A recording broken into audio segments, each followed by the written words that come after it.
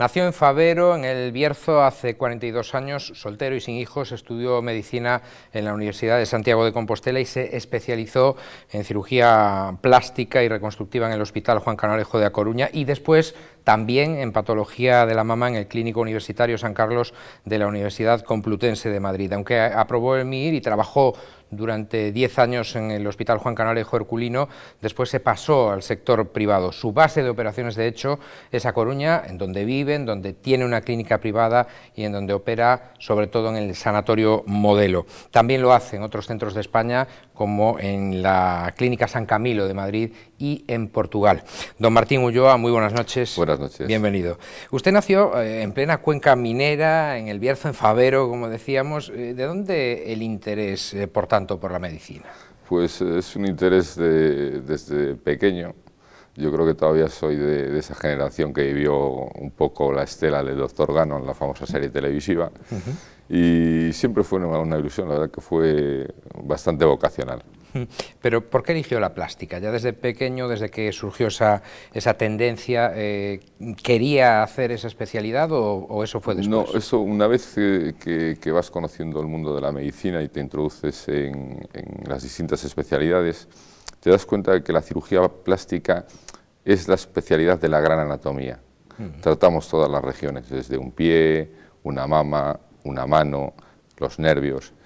Es muy densa y sobre todo cuando te metes en ella y eres muy joven entras tremendamente ilusionado y probablemente, y hoy sigue siéndolo para mí, una de las especialidades más completas y más bonitas. Exige, por lo tanto, un dominio de la anatomía, asignatura que es de las más difíciles de la carrera, bastante considerable, ¿no? La cirugía plástica es anatomía. Básicamente es anatomía. Hay que aclarar a nuestros espectadores, para el que no lo sepa, que no tiene nada que ver con la estética, o sí tiene que ver, pero no es lo mismo, ni mucho menos. No es lo mismo. El Ministerio de Educación denomina la especialidad cirugía plástica, reconstructiva y estética. El peso que tiene cada parte de la especialidad en la profesión del día a día varía dependiendo pues, de lo que haya elegido el cirujano. Creo que naturalmente usted hizo la especialidad, como decíamos, también la de plástica, pero la de patología de la mama. Una de las operaciones más frecuentes que realiza usted, y además con mayor pericia, es la de reconstrucción de la mama tras un cáncer, ¿no? Sí, desde hace ya bastantes años intentamos formar una unidad integrada que sea lo menos lesiva para la mama, es decir, una mujer padece un cáncer de mama y dentro del ámbito de su curación hay que ser lo menos agresivos posible. Esto lo hacemos extensivo pues no solamente a lo que sería la afectación de los ganglios linfáticos, haciendo una técnica que hoy ya es menos pionera, pero cuando la introdujimos en el hospital era realmente pionera en España, que es el marcado del ganglio centinela. Y en esa misma fase donde retiramos el tumor, reconstruimos ya la mama, de tal manera que la mujer sale reconstruida en el mismo acto quirúrgico. Cosa que antes se hacía después de la intervención de extirpación, ¿no? Y se hacía por un concepto incluso médicamente erróneo, es decir, se entendía que era peor. Actualmente no hay ninguna duda, la reconstrucción mamaria de forma inmediata solamente tiene beneficios. De todas maneras, don Martín, se ha mejorado mucho también, creo, en la técnica reconstructiva en ese tipo de casos, ¿no? Se ha mejorado no solamente lo que es la técnica reconstructiva, que sí que ha variado, y ahora son técnicas propiamente microquirúrgicas. Ha variado también mucho los materiales que se usan. Las prótesis tienen mayor durabilidad, existen ya membranas biológicas para proteger la cuidad de la prótesis. Es un mundo que está en constante evolución. ¿La cirugía estética no le interesaba a usted especialmente? Lo digo porque económicamente está claro que rentable es. La cirugía estética yo la englobaría dentro de la cirugía plástica, es decir, quien domina la cirugía plástica domina la cirugía estética porque es infinitamente más sencilla. Quien sabe hacer un barco de madera inmenso probablemente sepa hacer la miniatura. No, se lo decía también porque es rentable económicamente, pero es más prescindible desde el punto de vista sanitario, es decir, no es tanto para sanar es necesaria para la vida diaria de la persona, sino es para mejorar, ¿no? Mejora, pero la OMS define la salud como el bienestar psíquico. Entonces, muchas veces esa frontera no es blanca y negra, es una gradación de grises. ¿Usted coopera con la ONG Cooperación Bierzo Sur desde hace cuánto tiempo? Pues llevamos ya unos cuantos meses cooperando.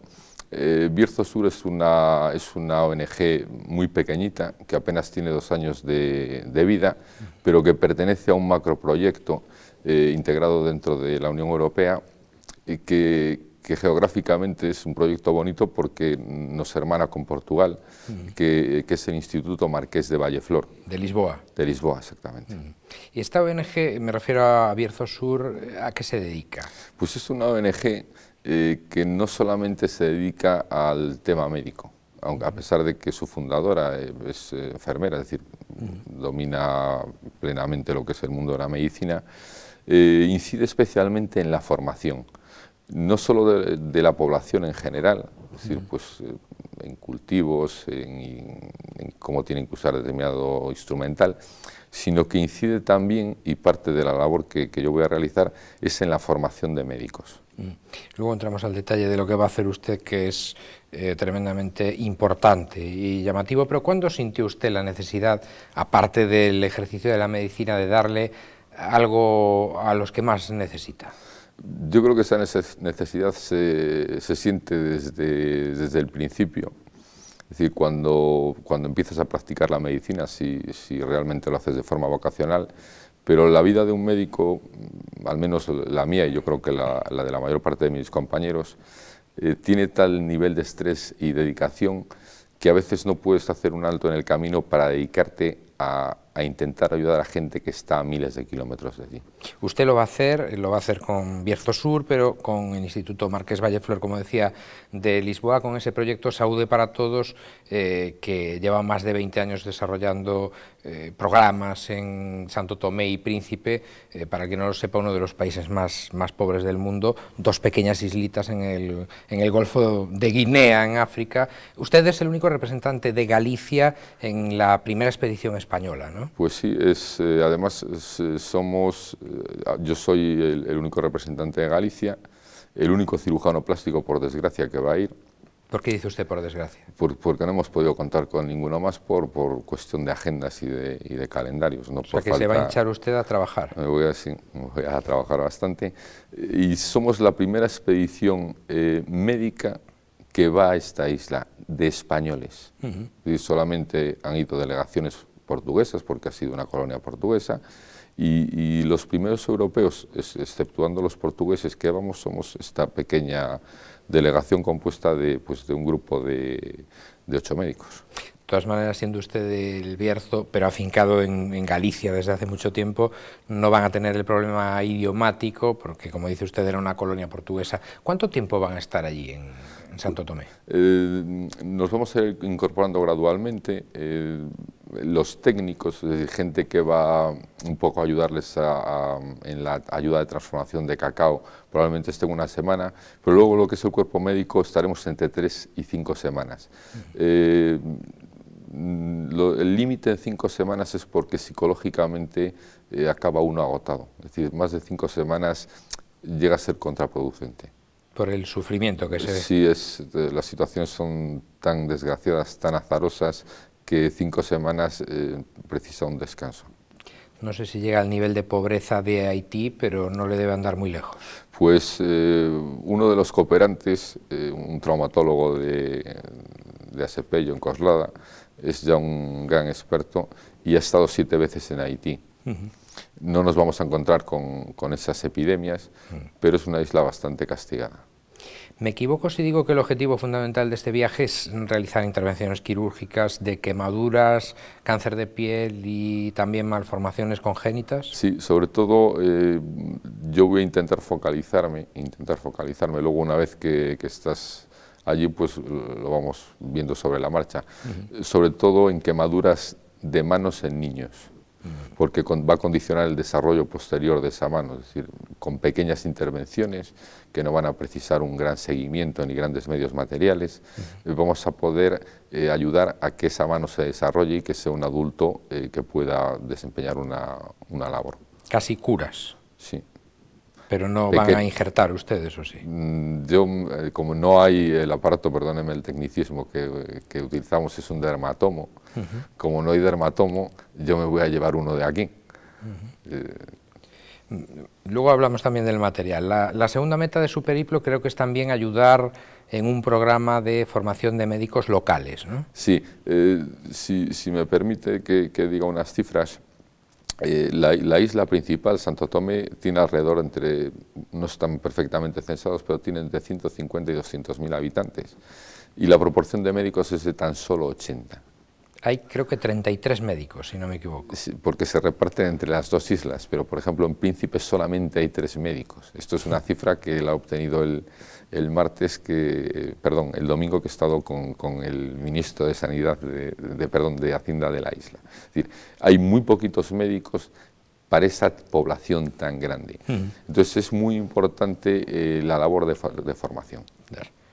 Está usted, por lo tanto, en contacto con las autoridades locales, también de más alto nivel, ¿no? Sí, al ser tan pequeño es relativamente fácil y hay mucha fluidez de comunicación con Portugal. De hecho, hay un proyecto pionero de teleradiología, es decir, como no tienen médicos que interpreten las radiografías y transportar un enfermo desde Santo Tomé a Lisboa solamente se podría hacer una vez a la semana, y es muy caro. Lo que hacen para que realmente el enfermo que tenga que ser transportado a Portugal sea el que realmente lo necesita, son los médicos portugueses los que interpretan a distancia esas radiografías. A pesar de que cuentan ustedes con patrocinio para esta expedición de la Comisión Europea, su ONG, Cooperación Bierzo-Sur, solo tiene un presupuesto creo que de 4.000 euros y usted va a pagar no solo su viaje, sino también todo el material que van a necesitar para operar, ¿no? Claro, el patrocinio se dará usted cuenta que es puramente simbólico. Sí. Y nosotros pues costeamos pues desde nuestros billetes de avión, nuestra estancia, nuestra comida. Yo intentaré llevar el máximo de material quirúrgico que pueda y mis compañeros pues harán lo mismo. Pero estamos hablando de bastante dinero. Estamos hablando de una cantidad para un médico importante.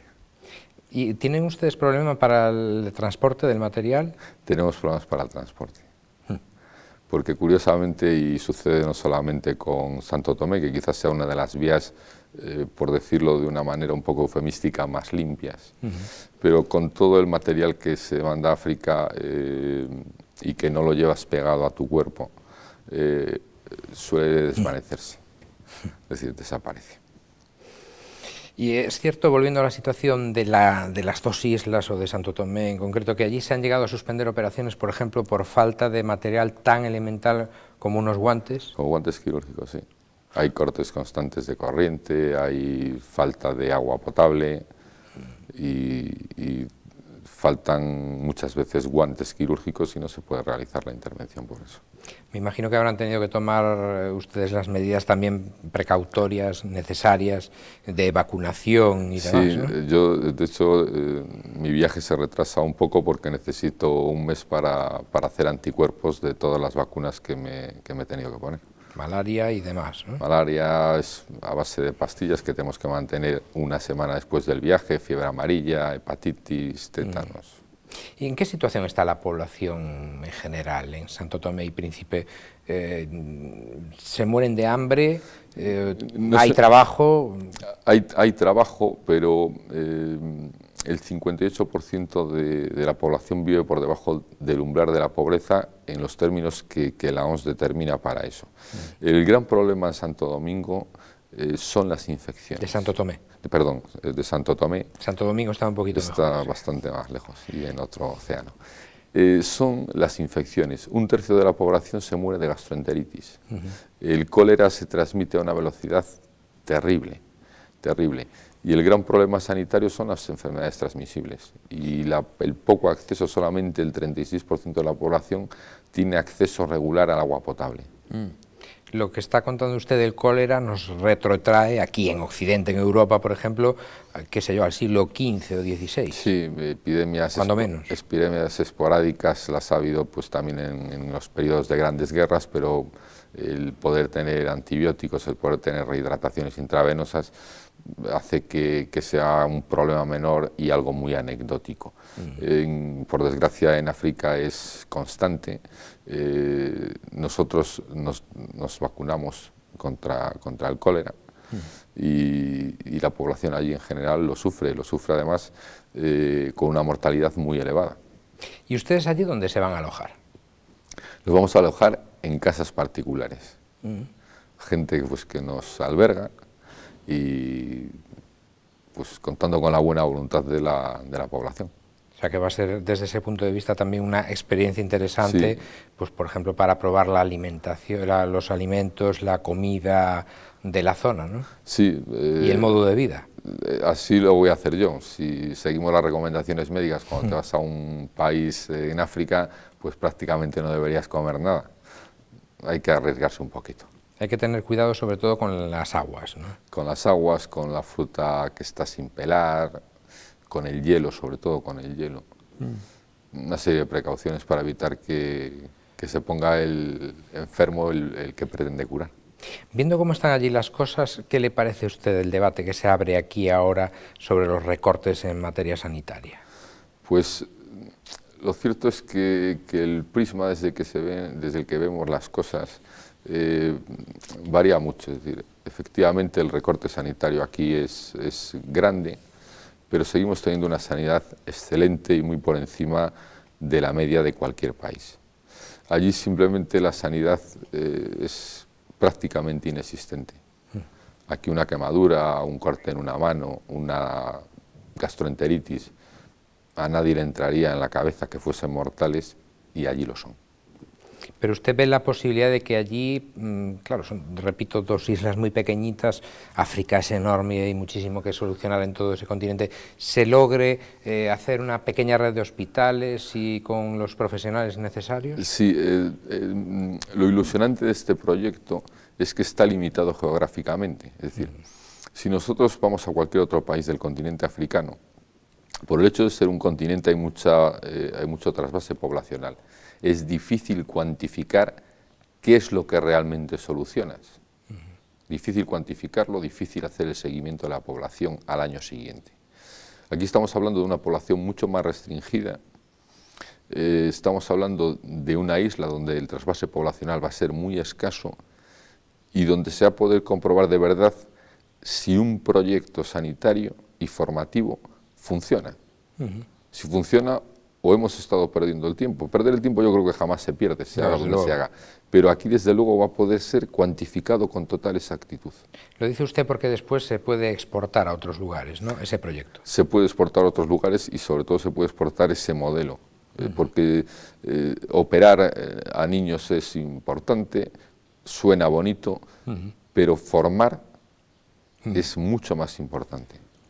Y usted está aquí no porque haya querido hacerse publicidad, naturalmente hemos sido nosotros los que le hemos llamado interesados por una aventura apasionante que me imagino que le hará que duerma usted muy tranquilo por las noches. Sí, cualquier ONG tiene mayor proyección internacional y personal.